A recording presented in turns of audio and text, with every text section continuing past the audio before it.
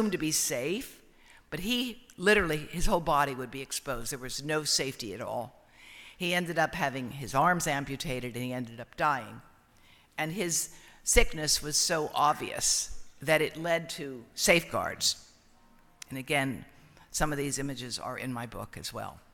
Now, you've heard of Madame Curie, one of the few people in the world and the only woman to get 2 different Nobel Prizes, one in physics and one in chemistry, for her work with radiation. She died of what we now know was leukemia, and her notebooks are still too hot to handle from the radiation in them from when she worked in her laboratory. So the early evidence that something was wrong was a few sentinel cases of sick people. And then the animal research starts. And the big debate is, were these people genetically susceptible, and is that why they got these illnesses? And that was actually believed for a long time, particularly by this guy. I want you to take a look here. This is someone you don't hear too much about from the American Cancer Society. He was the first head of the American Cancer Society. And you see here with his pipe, this is the cover of Time magazine. He left his position with the Cancer Society to become director of the Scientific Advisory Board of the Tobacco Industry Research Council. Now, that may seem nowadays to be a very questionable thing, but back then, this was a highly respected position, and there was no government funding for research to speak of, except for national security issues. So he had more money to fund cancer research than existed in any other place. As the Tobacco Industry Research Council, more money than the American Cancer Society, more money than the government. And he funded it for years and years and years. And I tell the story in my book, The Secret History of the War on Cancer, how they paid the American Medical Association about $11 million to work on developing evaluations. And they paid the National Cancer Institute a similar amount to develop a safe cigarette. A safe cigarette. May I have some water? Thanks. And this was the thinking at the time. The majority of cancers occur in people with genetic defects. And the first thing you say to someone, or think, if someone's diagnosed, even you here who are more sophisticated, thank you, is it in their family, right? Did they inherit it? But I'm telling you, most cancer is not inherited from your parents, but acquired from your environmental interactions. And we have to understand that, therefore, working on the environment that we grow up in, that we allow our children to grow up in, even before they are conceived, is critical to preventing cancer. The Pap smear is an interesting example in my book. It was withheld from general use for almost 20 years after it was first discovered by Dr. Papanikolaou. He was able to show that if you took cells off the surface of the cervix, which is easy to do, and analyze them, you could see if they were going to become cancerous. So this allows you to predict if someone's going to get cancer. And yet it was delayed because of the objections of the American Cancer Society and the American Medical Association, because it would let women take over medicine, because the tests would be read by women, who, after all, they work in the technologists, and therefore the doctors would lose control. And they fought against it until finally, within the American Cancer Society, there was a debate. These deaths of these women are going to be on our conscience if we don't act. And then they finally did act, and they cut the number of deaths more than in half once the Pap smear was put in place, because it finds early markers of precancerous conditions. And then you can address them, remove them, and develop treatments for them as needed. Now, just an example of how advanced some of the work was in the National Cancer Institute, I tell the story of Wilhelm Hooper, who was a German physician who was able to come from Germany, where he had done research in the 30s showing that men who manufactured aromatic amines, that's a dye for cloth, and also an industrial dye, that within 20 years in a workforce, almost all of them would have bladder cancer. And bladder cancer is known today to have a latency of between 20 to 60 years. It takes a long time to form. It typically forms in men more than women, but it is associated with industrial pollution, and this in particular. So he came over to DuPont, and he was very excited, and they were very happy to have him, and they welcomed him and said, "Why don't you come here and study our workers, because we have healthy workers. You must have had sick guys who were genetically inferior in Germany, and our workers aren't going to get sick." Well, guess what? He started to do the research. And as he started to collect the data on the sick workers, they said to him, "You know, why don't you study animals instead?" And that he was prevented from ever setting foot in a factory again.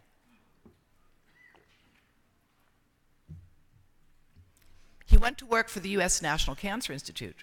And in the beginning, he was quite excited to be there because he's a brilliant researcher, a doctor, a toxicologist. And shortly, it became clear all of his reports were getting reviewed by DuPont, and they wouldn't get released, they wouldn't get published. And I tell the story of this again in The Secret History of the War on Cancer. He was a hero. He died a very bitter man, having seen his efforts thwarted so successfully. Now, speaking of thwarting efforts, this book, Disconnect: The Truth About Cell Phone Radiation, was originally published in 2010, but it didn't apparently sell very well, at least according to the official records I've been able to get. So I bought it back, and now if you order this version on Amazon, our organization, Environmental Health Trust, gets some actual money from it. But what we show here, and I have a memo in the afterword to this book that quotes Motorola in a memo they wrote to Mongavan, which was their PR company, in 1994. That memo was in response to a report that cell phone-like radiation could damage the DNA in the brain of rodents. Now remember, 1994. Did anyone here have a cell phone in 1994? I don't think so. So they understood this research had grave implications for them, and they did three things. They went to the journal that had accepted the article for publication and asked them to unaccept it. They went to NIH and filed an accusation of fraud against Henry Lai and his collaborator who did the work. And then when all else failed, they mounted this massive war game public relations campaign. And frankly, although there's been some improvement in the behavior of this industry, they're still in the denial mode for the large part, no different than the climate change people, as far as I'm concerned, in their efforts to discredit, dismiss, and debunk science that I'm going to be showing you shortly.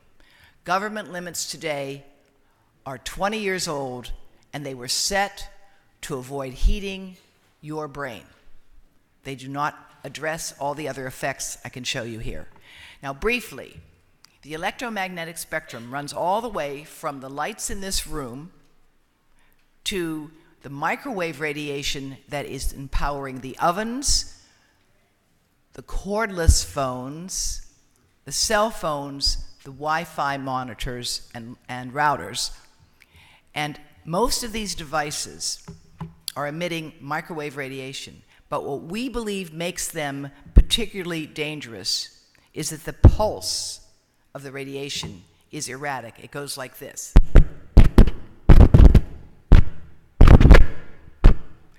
And that irregular pulse over thousands of minutes, over dozens of years is what I believe, and many scientists believe now, is responsible for the increase in brain tumors and other cancers and diseases associated with this, as well as hearing loss and tinnitus. This is showing you that in a 4-second phone call, you get this much change in volts per meter, that's power density. In 4 seconds, you pick up the phone, it's on standby, you're ringing, it goes up higher. The worst time to keep it next to your head is when you first answer it, because it's going to go to maximum power. Put it out here, press your button, have it on speakerphone and say hello. Then it will go back and forth throughout the call. This is 4 seconds. Again, imagine this over thousands of minutes and dozens of years. The FCC has been testing phones with the same methods since 1996, the same year that the Telecommunications Act prevented localities from objecting to where towers could be located, because it was the failure to get towers all over the country that allowed this, prevented this cell phone from becoming so popular. You used to have to drive to a certain area and get your signal, etc. So now they changed the law, and they also put in a test system that uses a great big empty bowling ball there, and fluid is poured into it, and they test the temperature that it would reach. That's it. Now, cell phones and baby monitors actually have 5 fine print warnings, and in the interest of time, I'm not going to read these to you, except to tell you, most people have no idea that a baby monitor is tested 8 inches away. That's the test limit. And I would say to most people, try to listen to your baby. You only got a few years to do it. And I'm not convinced that these monitors are really so valuable, and I'm not convinced that the energy they consume, which is considerable, nor the radiation they release is worth it. Now, I want to play a movie here, but I don't know how. I'm going to need the help of the people running the slides, because you have to click within the slide to do that. Can someone do that for me? There isn't there. And that is going to show you the radiation when you have a phone in your pocket and it's turned on. The strongest radiation is getting, of course, into your femur and into the testis and penis, which has nothing to protect it. That is modeling work that we've done. Environmental Health Trust is the only organization of its kind in the world that is actually conducting high-impact research and developing policies to educate people to prevent their exposures to environmental hazards.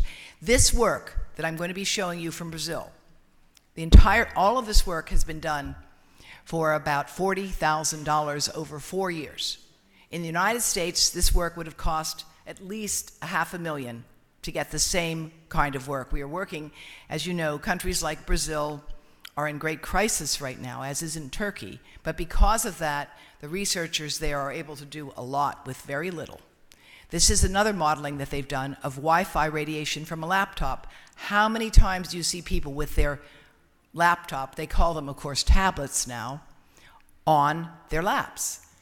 Why are they calling them tablets? They belong on tables. They don't belong on your body. If you have to keep something on your body, put a pillow, put a big thick book, put some space between you and it. But again, here you can see the exposures from the work that we've done with our colleagues in Brazil, Claudio Fernandes, Alvaro de Sales, and others. And this is a scene from yesterday that I shot at the San Francisco airport. This is a football team. They're waiting. And while they're waiting, they're doing what young people holidays do. None of them is talking to the other. And then look, they're kind of like a living organism, right? Except they're not even interacting at all. So if they were an organism, they would be falling apart. And look at the young man with the device right on his body, which is, of course, how these things are used. And I've just shown you what the exposures are. And these guys are really bathing in it.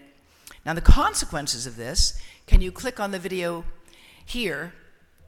we are exposing not just people like that. Their sound should be coming up, please. Is there no sound? All right. And this, I'm proud to say, that since Environmental Health Trust has been showing this horrific device, which is the baby eye bouncy chair, it no longer is being sold. So there is a power that we have. Once we get information out, you can make a difference.